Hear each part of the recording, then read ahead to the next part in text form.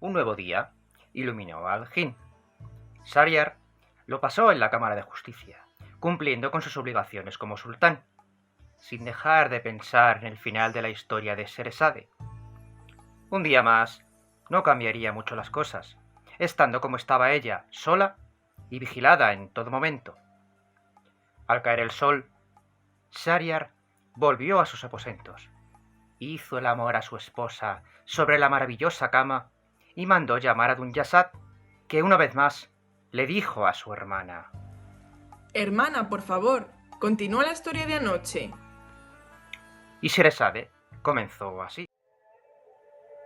Recordad, habíamos dejado al poderoso califa Harún al-Rashid comprando a un pescador un pesado cajón que había sacado del río por 100 dinares. El califa mandó a Masur que cargara con el cajón, y juntos volvieron al palacio. Una vez allí, el portaalfanjes golpeó el candado hasta romperlo y abrió el cajón. En su interior encontraron una gran banasta de hojas de palmera cosidas con lana roja. Harún al-Rashid pidió unas tijeras y él mismo cortó la lana, dejando al descubierto un tapiz enrollado.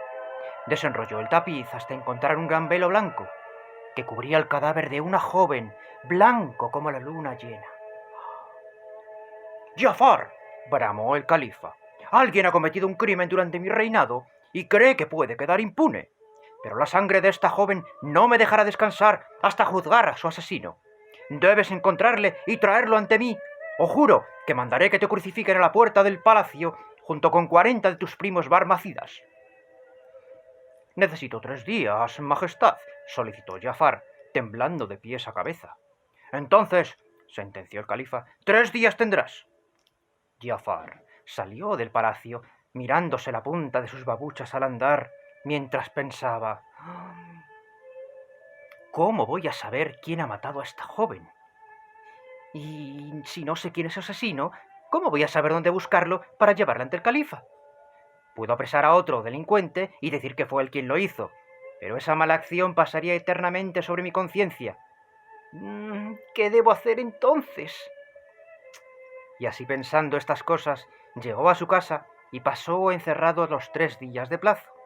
La mañana del 4.º día se despidió de sus hijas y volvió al palacio, y Harún al-Rashid le preguntó: ¿Y bien? ¿Dónde está el asesino de esta joven? Poderoso califa, no poseo la ciencia de la adivinación para hallar entre todos los habitantes de esta ciudad a su asesino, contestó Jafar. El califa enfureció por la contestación y ordenó a los pregoneros que anunciaran por la ciudad que Jafar al-Barmaki y 40 de sus primos barmacidas serían crucificados ante las puertas del palacio a la mañana siguiente. Todos los habitantes de Bagdad se reunieron al día siguiente y la calle se llenó de quejas y lamentos porque Jafar y su familia eran conocidos y muy queridos por su generosidad y buenas obras. Los 41 sentenciados a muerte estaban en el patíbulo, esperando a que el califa llegara para que se cumpliera su destino, cuando vieron a un joven que se abría paso entre la multitud. «¡Liberad a esos hombres!», gritó antes de llegar al pie del patíbulo. «Yo soy quien debe cumplir su condena». Jafar sintió un gran alivio por conservar la vida, pero antes de que pudiera decir una sola palabra, un anciano se acercó hasta ellos apartando a la gente y dijo: «¡Oh, gran visir! No hagas caso a este joven. Yo soy quien debe morir hoy en la cruz». «No tengáis en cuenta a este anciano», replicó el joven. «No sabe lo que dice». «Claro que lo sé», refunfuñó el viejo. «Yo soy quien debe cumplir la sentencia que se impartirá hoy aquí». Cuando llegó Harún al-Rashid, ninguno había cambiado sus palabras. «Aquí está el asesino de la joven», dijo Jafar al califa. «¿Cuál de los dos es el asesino?», preguntó él. De nuevo, el joven y el viejo afirmaron ser los culpables del crimen. «Bien», dijo el califa, «que los crucifiquen a ambos». «Pero señor», contestó Jafar, «si solo uno de estos hombres ha sido el asesino, crucificar al otro sería una gran injusticia». Príncipe de los creyentes, dijo el anciano, yo cumpliré la sentencia. Este joven tiene toda la vida por delante, mientras que yo ya he gastado la mayor parte de la mía. Estoy cansado del mundo, y lo dejaré feliz si mi muerte sirve para salvarle a él y a estos buenos hombres. Entonces, el joven se puso delante del viejo y le dijo al califa: «Juro por aquel que puso el cielo donde está, que solo yo soy el culpable de la muerte de la joven que estaba en el cajón en el fondo del Tigris». Al dar ese detalle que solo el califa y su visir conocían, quedó claro que el joven era quien había cometido el crimen. «¿Por qué mataste a esta joven?», le preguntó Harun al-Rashid. «¿Y por qué confiesas ahora sin que nadie te haya obligado a hacerlo?». «Oh, porque nadie debe pagar por mis faltas, gran califa. Esa joven era mi mujer. Con ella tuve 3 hijos varones y nunca dejé de amarla. Hace unos meses, estando enferma, tuvo el antojo de comer manzanas. Yo insistí en satisfacer un deseo tan simple y salí a comprarlas, pero no las encontré en ninguna de las tiendas de la ciudad. Tampoco pude encontrarlas en ningún huerto, y, llegado al último, le pregunté al jardinero dónde podía encontrar esa fruta. En esta época es difícil encontrarlas, me dijo él. Quizá puedas encontrarlas en Basora, en el huerto de encomendador de los creyentes. He oído que ahí se cultivan manzanas todo el año para que las disfrute el califa. Entonces, preparé un viaje y al día siguiente partí hacia Basora. Encontré el huerto del que me habló el jardinero, que cuidaban unas hermosas jóvenes mientras reían y danzaban bajo la sombra de los árboles, ritmos que me transportaron a tierras más allá del desierto.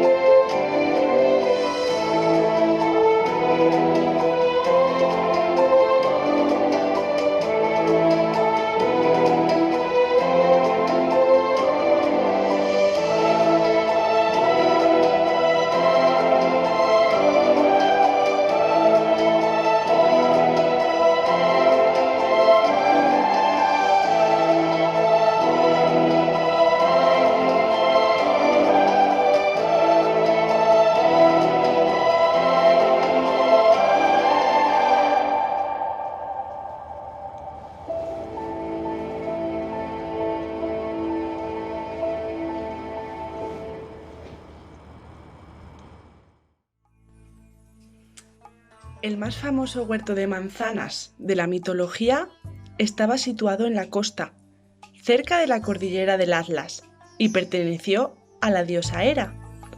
En él había plantado un árbol que daba manzanas de oro. Concedían la inmortalidad a quien las comía. Para vigilar algo tan valioso, la diosa dejó allí a las Hespérides, unas ninfas que simbolizaban el atardecer y cuidaban del jardín, mientras cantaban con una dulce voz. Y para que esas traviesas jovenzuelas no se comieran las manzanas, Hera también dejó allí a Ladón, un dragón de 100 cabezas, que las vigilaba a ellas.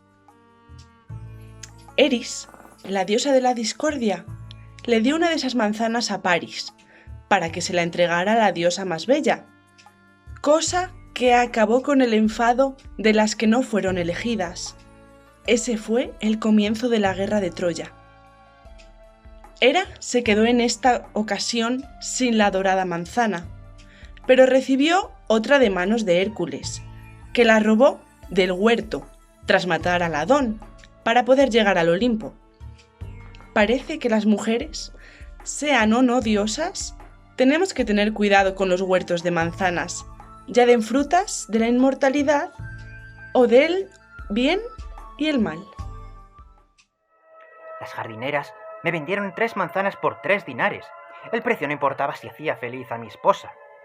Después volví a su lado llevándole la fruta, pero ella tenía mucha fiebre y las dejó en la mesilla sin poder probar ni un solo bocado. Unos días después, ella se encontraba mejor y yo pude volver al trabajo. Estaba sentado a la puerta de mi tienda cuando pasó frente a mí un negro que llevaba una manzana en la mano. Me llenó de curiosidad que aquel hombre tuviera una fruta que yo no había conseguido encontrar en todo Bagdad. Así que le pregunté: amigo, me gustaría comprar manzanas, pero es difícil encontrarlas en esta época. ¿De dónde has sacado la tuya? Me la ha regalado mi amante. Fui a verla y estaba enferma en la cama. En esta mesilla había 3 manzanas, y cuando le pregunté por ellas, me dijo que el cornudo de su esposo había ido hasta Basora solo para comprárselas. Y además le habían costado 3 dinares. Yo quería saber cómo sabía una manzana de un dinar, y ella me regaló esta. Al oír estas palabras se oscureció mi mundo y corrí a casa. Entré en la habitación y vi que en la mesilla solo había 2 manzanas. ¿Y la otra manzana?, le pregunté, clavándole la mirada furiosa a mi esposa. No sé qué ha pasado con ella. Sus palabras no negaron las del negro y me encendieron de celos. Agarré un cuchillo con el que había cerca y la maté. Luego la cubrí con un velo blanco y un tapiz que había en nuestra habitación. La envolví en hojas de palmera que cosí con hilo rojo y la metí en una caja que cargué en mi mula y tiré al Tigris. Al amparo de la noche volví a mi casa y encontré a mi hijo llorando en el jardín. Cuando le pregunté el motivo, se limpió los mocos con el dorso de la mano y me dijo: esta tarde, mientras mamá estaba dormida, le cogí una de las manzanas que tenía en la mesilla de noche y la saqué a la calle para jugar con ella. Entonces pasó un negro y me preguntó de dónde la había sacado. Yo le dije que las había comprado en Basora por 3 dinares para regalárselas a mi mamá, que estaba enferma. Y entonces el negro me quitó la manzana y me pegó cuando intenté recuperarla. Y ahora no sé cómo decirle a mamá que he perdido una de sus manzanas. Caí al suelo de rodillas al comprender que el negro me había mentido y yo había matado injustamente a mi mujer. Pasé la noche llorando y al día siguiente comencé con los ritos funerarios. Llevo 5 días de la ejidad y seguiré toda la vida lamentando la muerte que causé. Por eso, emir de los creyentes, te pido que me castigues por mi crimen y pongas fin a mi sufrimiento. El califa asintió tras escuchar la historia y luego bramó: ¡Jafar! Tienes 3 días para traer ante mí al negro que también es culpable de la muerte de la joven del río, o morirás tú en su lugar. Volvió de nuevo el visir a su casa, cabizbajo, pues tampoco sabía dónde encontrar a aquel hombre. Allí se quedó de nuevo 3 días, porque la primera vez no le había ido tan mal. Y al 4.º día se despidió de sus hijas y las abrazó llorando. Al apretar a la más pequeña contra su pecho, notó algo redondo en su bolsillo. ¿Qué tienes ahí?, le preguntó. Una manzana, dijo la niña alegremente. Se la compré por 2 dinares al negro Rian. Me dijo que era una manzana muy especial. El corazón le dio un vuelco. Rian era uno de sus esclavos. Fue a buscarle y le preguntó por la manzana. Y él le contó toda la verdad sin arrepentirse lo más mínimo. Tras su confesión, Jafar le llevó al palacio y el califa mandó que lo encerraran en los calabozos. ¡Qué extraña historia hemos escuchado!, le dijo Harún al-Rashid a su visir.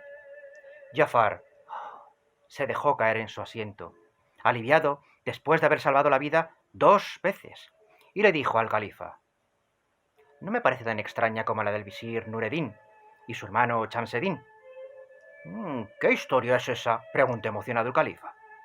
Os la cuento si perdonáis la vida a mi sirviente, comentó Jafar. Así sea. Tras decir esto, Sherazade enmudeció de nuevo. ¿Y qué pasa entonces, hermana? Esa ya es otra historia, don Yasad. Te contaría qué pasó si esta noche pudiera alargarse, pero está despuntando el día y mi destino ha de cumplirse. Cuida de padre y sed felices.